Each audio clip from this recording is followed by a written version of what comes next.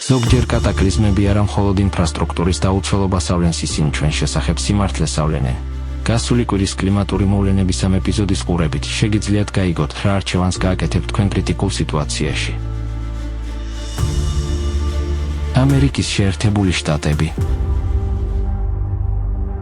22 თებერვლიდან მოყოლებული უზარმაზარმა ქარბუქმა პარალიზება მოახდინა შეერთებული შტატების ჩრდილო-აღმოსავლეთ ნაწილში.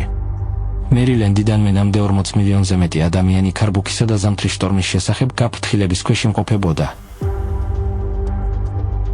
ეროვნული მეტეოროლოგიური სამსახურის მონაცემებით, წნევა სულ რაღაც 12 საათში 39 მილიბარით დაეცა. ეს თითქმის ორჯერ აღემატება სისტემის ბომბის ციკლონად კლასიფიკაციის ზღვარს, რაც მიუთითებს შტორმის წარმოუდგენელ სიძლიერეზე. ძალიან ცივი კონტინენტური ჰაერისა და უხვი ოკეანის ტენიანობის კომბინაციამ ძლიერი თოვლი გამოიწვია. როდ-აილენდის შტატის ქალაქ პროვიდენსში თოვლის სიმაღლე 85 სანტიმეტრს გადააჭარბა, რაც ყველა დროის რეკორდია მე-20 საუკუნის დასაწყისში ინსტრუმენტული ჩანაწერების დაწყებიდან. უორვიკის ქალაქში კი 87 სანტიმეტრი თოვლის ნალექმა 1978 წლის ისტორიული ქარბუქის მონაცემს გადააჭარბა. ლონგ-აილენდზე ზოგიერთ რაიონში 75 სანტიმეტრზე მეტი თოვლი მოვიდა, ხოლო ძლიერი ქარის გამოხილვადობა რამდენიმე საათის განმავლობაში თითქმის ნულამდე შემცირდა.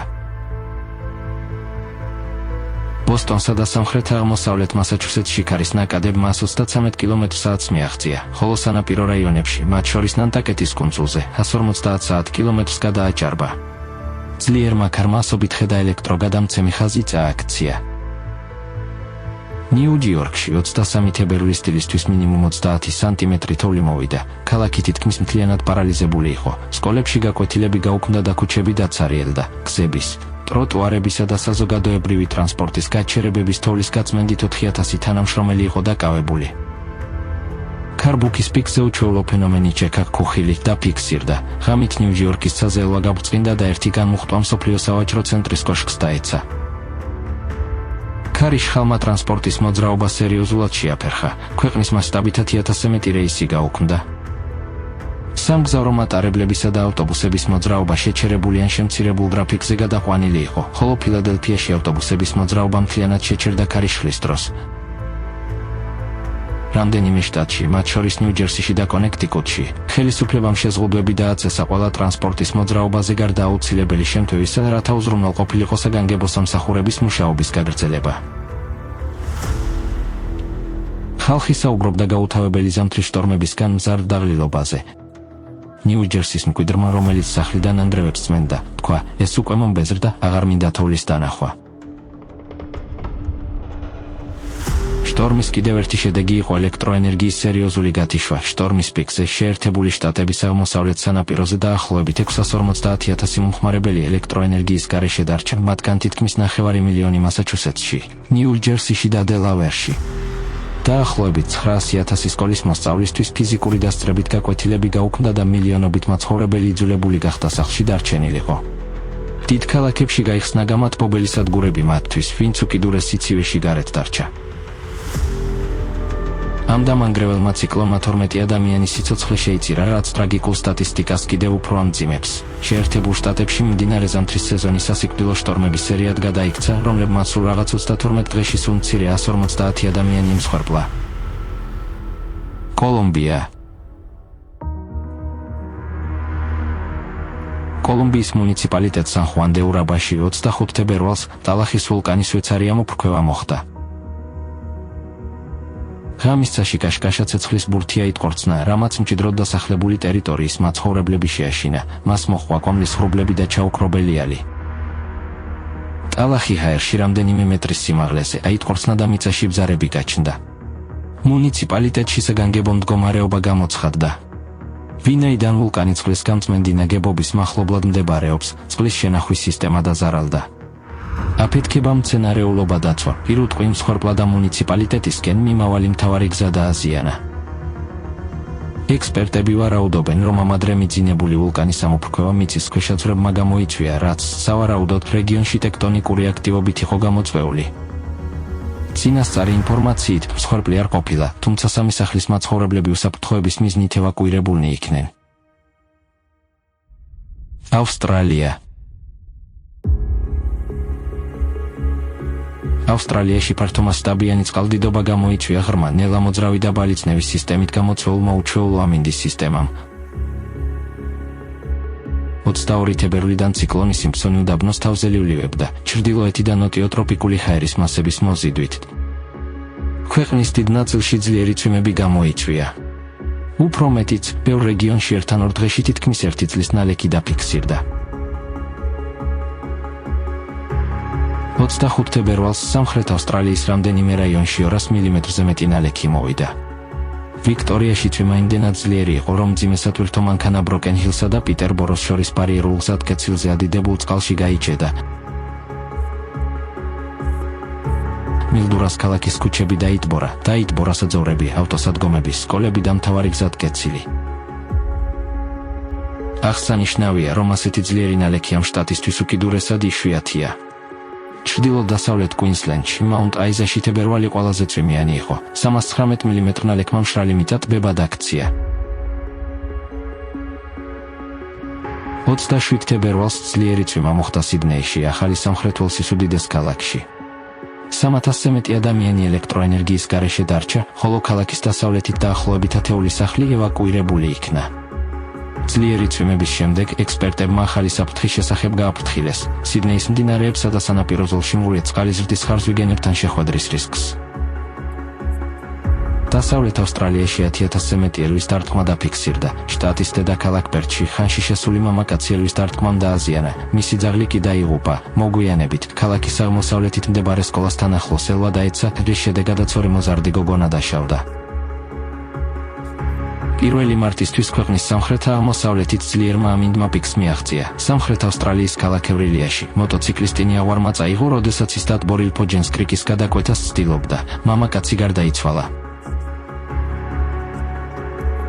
წყალდიდობის შედეგად პორტ აუგუსტას მახლობლად მდებარე ტრანსავსტრალიური რკინიგზა ნაწილობრივ განადგურდა. 100 მეტრამდე სიგრძის ლიანდაგის მონაკვეთები გამორეცხილი იყო და აღმოსავლეთ-დასავლეთის მარშრუტზე რკინიგზის მოძრაობა დაიხურა. ინდონეზია. ინდონეზიის კუნძულ ბალიზე სამდღიანმა ძლიერმა წვიმებმა მასშტაბური წყალდიდობა გამოიწვია. მდინარეები ნაპირებიდან გადმოვიდა და მრავალი ტერიტორია, მათ შორის მთავარი ტურისტული ცენტრები დატბორა. ადგილობრივი მაცხოვრებლების თქმით, ეს წყალდიდობა ყველაზე უარესი იყო, რაც კიოდესმე გადაუტანიათ. ზოგიერთმა წარმოებამ დროებით შეაჩერა მუშაობა, ხოლო წყალდიდობის შედეგად ბრინჯის ყანები დაზიანდა. ბადუნგის ოლქის კუტას ტურისტულ ზონაში ხალხი დატბორილ ქუჩებში სერფინგის დაფებითა და რეზინის ნავებით გადაადგილდებოდა. ზოგიერთ ადგილას წყლის დონე 1.5 მეტრს მიაღწია. პანიკაში ჩავარდა მოსახლეობა და ტურისტები, როდესაც მძვინვარე დინებაში გიგანტური პითონი შენიშნეს. დატბორილი ვილებიდან და სასტუმროებიდან ევაკუაცია ნავებითა და კანოეთი განხორციელდა. პოლიცია ტურისტებს შენობებიდან ევაკუაციასა და უსაფრთხო ადგილას გადაყვანაში დაეხმარა. ერთი სასტუმროდან 60 ადამიანის ევაკუაცია გახდა საჭირო. ბრაზილია. 23 თებერვალს მინას ჟერაისის შტატში, ზონა და მატას მეზორეგიონში ძლიერმა ნალექმა იმოქმედა. უბას მუნიციპალიტეტში 6 საათში 124 მილიმეტრზე მეტი ნალექი მოვიდა, რაც თებერვლისთვის საშუალო მაჩვენებელს შეესაბამება. წყლის უზარმაზარმა რაოდენობამ მდინარეობას კალაპოტიდან გადმოსვლა გამოიწვია. ქუჩები, სახლები და ბიზნესები დაიტბორა. 3 ხიდი სერიოზულად დაზიანდა. ასევე ჩამოინგრა 3 შენობა და 1 საცხოვრებელი კორპუსი. სტიქიამ 6 ადამიანის სიცოცხლე შეიწირა, 2 კი დღემდე დაკარგულად ითვლება. ერთ-ერთი ყველაზე საგანგაშო სიტუაცია მოხუცებულთა თავშესაფარში შეიქმნა. წყალმა სწრაფად შეავსო შენობა, რამაც მაცხოვრებლებს გასვლის საშუალება არ მისცა.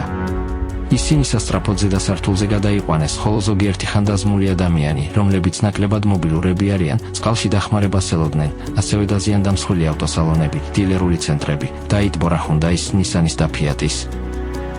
ძლიერმა წვიმამ დატბორა დაკრძალვის ბიურო. თვითმხილველების ვიდეოებში ჩანს, როგორ მიაქვს წყლის ნიავარს კუბოები. კატასტროფის ყველაზე ტრაგიკული შედეგები ხვისდე-ფორაში დაფიქსირდა. რელიეფმა წყალდიდობის მასშტაბები გაამწვავა, რადგან მუნიციპალიტეტი მდებარეობს მთიან ხეობებში და ძლიერი წვიმების დროს წყალი სწრაფად მიედინება ფერდობებიდან და ბლოკში და ყველაფერი მიაქვს გზად.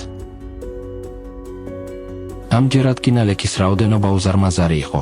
ერთ რაიონში მეტეოროლოგიურმა სადგურმა 4 საათში 191 მმ დააფიქსირა.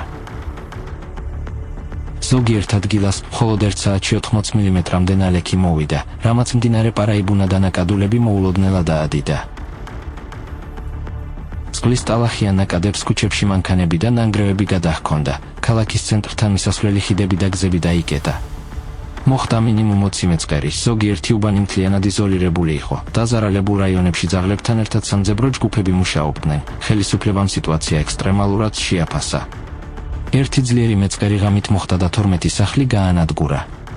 ხუის დეფორაში წყალდიდობასა და მეწყერს მინიმუმ 63 ადამიანის სიცოცხლე ემსხვერპლა. ხელისუფლებამ საგანგებო მდგომარეობა გამოაცხადა. ყველა საგანმანათლებლო დაწესებულებაში სასწავლო პროცესი რამდენიმე დღით შეჩერდა. რეაგირების გასაძლიერებლად სახელმწიფო და ეროვნული სამოქალაქო თავდაცვის დანაყოფები მობილიზებული იყვნენ. მუნიციპალიტეტის ისტორიაში ერთ-ერთი ყველაზე ძლიერი წვიმიდან სულ რაღაც 3 დღის შემდეგ ხუის დეფორა კიდევ ერთ ძლიერ შტორმს დაექვემდებარა. წვიმა რამდენიმე საათის განმავლობაში გაგრძელდა. ბიზნესის მფლობელებს მაღაზიების გადასარჩენად სასწრაფოდ მოუჭიათ მოქმედება, ვედროებით წყლის ამოღება და გადახვედა. ძლიერმა წვიმამ მდინარის დონის მკვეთრია წევა გამოიწვია, დაიტბორა მუნიციპალური საავადმყოფო, დინება მოტოციკლისტიკური ერიც აიღო, ხოლო სასწრაფო დახმარების განყოფილების მახლობლად სანტა-ლუზიას ნაკადული ადიდდა.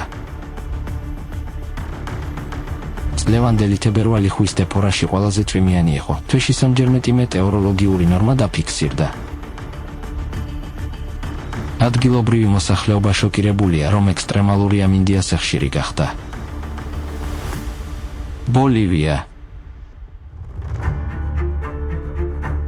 27 თებერვალს ადგილობრივი დროით საღამოს 18 საათსა და 20 წუთზე ბოლივიის ისტორიაში ერთ-ერთი ყველაზე საშინელი საჰაერო კატასტროფა მოხდა. სანტა-კრუზიდან მიმავალი სამხედრო სატრანსპორტო თვითმფრინავი ქვეყნის დედაქალაქ ლა-პასთან ახლოს ელ-ალტოს საერთაშორისო აეროპორტში დაშვებისას ჩამოვარდა. წინასწარი ინფორმაციით ჩამოვარდნის მიზეზად ექსტრემალური ამინდის პირობები სახელდება. მოახლოებისა და დაშვების დროს თვითმფრინავმა კონტროლი და კარგად დამუხრუჭება ვერ შეძლო, სავარაუდოდ ძლიერი სიტყვის შედეგად გამოწვეული მოყინული ასაფრენი ბილიკის გამო. თვითმფრინავი დაახლოებით 1 კილომეტრის მანძილზე მოცურდა, აეროდრომის ხობეს შეეჯახა და დატვირთულ გზაზე შევიდა, სადაც დაახლოებით 15 მანქანას შეეჯახა. დაზიანებულ ავტომობილებს შორის იყო მიკროავტობუსები, მსუბუქი ავტომობილები და სატვირთო მანქანა მისაბმელით, ზოგიერთი მათგანი გადახლართული ლითონის ქროვად იქცა. ავარიის შედეგად ეკიპაჟის 8 წევრიდან ერთ-ერთი დაიღუპა. მიწაზე კატასტროფას სულ მცირე 21 ადამიანის სიცოცხლე შეეწირა, ათობით ადამიანი დაშავდა, ზოგი მძიმედ. ერთმა ბავშვმა ფეხები დაკარგა. სამაშველო სამსახურების მუშაობას ხალხის დიდი ბრბო სერიოზულად აფერხებდა. თვითმფრინავი ლა-პასში 18 ტონა ახალი ბანკნოტებით იყო სავსე. ავარიის შემდეგ ბანკნოტები გზაზე მიმოფანტული იყო და ხალხი მათ ასაღებად გაიქცა. მეხანძრეებს თავდაპირველად წყლის ჭავლით მოუწიათ ბრბოს დაშლა. პოლიციის მისვლის შემდეგ ცრემლსადენი გაზიც კი გამოიყენეს. წესრიგის დასაცავად დაახლოებით 600 სამხედრო მოსამსახურეც იყო მობილიზებული. ბოლივიის ცენტრალურმა ბანკმა განაცხადა, რომ ბანკნოტები გაცვეთილი ბანკნოტების შესაცვლელად იყო განკუთვნილი, თუმცა ისინი მიმოქცევაში არასოდეს გაუშვიათ და იურიდიულად ვალიდური არ იყო. ბანკის ბრძანების თანახმად, ბანკნოტების ნაწილი ადგილზე დაწვეს. ეს სიტუაცია ძალიან საჩვენებელია. ჩვენი საზოგადოების ღირებულებები გამადიდებელი შუშის ქვეშაა. ადამიანებმა ფული დაინახეს და ამ მომენტში სიფხიზლე, საღიაზრი და უბრალო ადამიანობა გაქრა. მათი ქმედებები ხელს უშლიდა სიცოცხლესა და სიკვდილს შორის მყოფი ადამიანების გადარჩენას. ქაღალდის ნაჭრები, რომლებსაც არანაირი ფინანსური ღირებულება არ ჰქონდათ, თავად სიცოცხლეზე უფრო მნიშვნელოვანი აღმოჩნდა. და ეს ახლა ხდება იმ დროს, როდესაც პლანეტაზე ყველასთვის საკმარისი რესურსებია. ჩვენ არ ვცხოვრობთ სრული დეფიციტის სამყაროში. ჩვენ ვცხოვრობთ ღირებულებითი დისბალანსის სამყაროში, სადაც საკმარისი საკვებია, მაგრამ ხალხი შიმშილობს. სადაც ტექნოლოგია უხვადაა, მაგრამ უსაფრთხოება ილუზორულია. კატაკლიზმების ზრდასთან ერთად ცხადდება ის, რაც დღეს ხდება, მხოლოდ დიდი კლიმატური ქაოსის დასაწყისია. ბევრი ქვეყანა უკვე სტიქიური უბედურებების უწყვეტ ციკლში ცხოვრობს, თუმცა ამ პრობლემის მოსაგვარებლად რეალური ზომები ჯერ კიდევ არ მიიღება. პლანეტა სერიოზულ კლიმატურ და გეოდინამიკურ ცვლილებებს განიცდის და მიკრო და ნანოპლასტიკები მხოლოდ აძლიერებს ამ პროცესებს, რაც მათ კიდევ უფრო დამანგრევას ხდის. მაგრამ ადამიანების უმეტესობას მაინც არ აინტერესებს.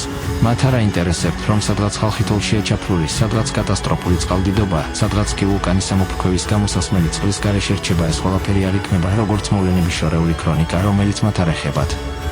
მაგრამ როდესაც ეს მოვლენები ჩვენთან მოდის, ყველაფერი იცვლება. სწორედ მაშინ ვერც ფული და ვერც დანაზოგი ვერ დაგეხმარებათ. თქვენი ელექტრონული დანაზოგი შეიძლება მყისიერად გაქრეს, საკმარისია მხოლოდ ერთი სერიოზული მზეზე აფეთქება.